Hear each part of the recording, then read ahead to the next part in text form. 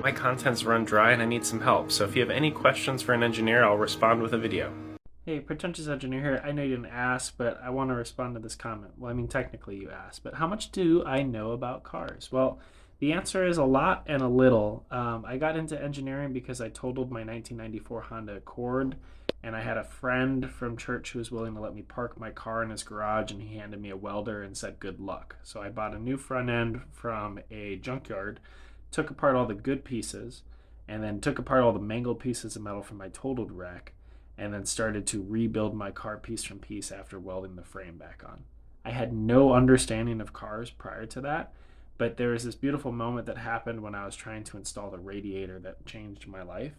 At that point, I was in high school. I was starting to think about either civil engineering or mechanical engineering, and I was trying to put the radiator in and out, and it took like 13 attempts and multiple hours. It was the worst thing ever.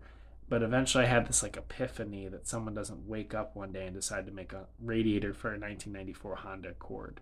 Rather, they look at all the requirements across the entire system, of the engine, and they figure out how to, improve what was done in the past and make it better. And I thought that constant quest for improvement and making things fit was beautiful, and that pushed me towards mechanical engineering. During college, I was interested in potentially working for Caterpillar because where I went to the University of Illinois, Caterpillar heavily recruited there. But I ended up in the med tech space working for Johnson and Johnson on surgical robotics. So concerning what I know about cars, like if you want to talk about horsepower and things like that, like I know nothing. Like I'm not a gearhead at all.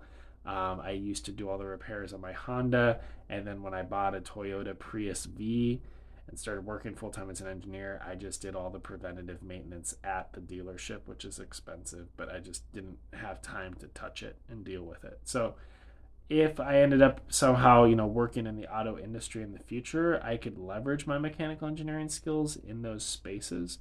But concerning the, small nuances of design associated with auto, I'm not where I could be. That said, self-driving cars and things like that are an area of interest. I think Tesla's pushing into some interesting spaces, and I think there'll be a lot of competitors in that area as well.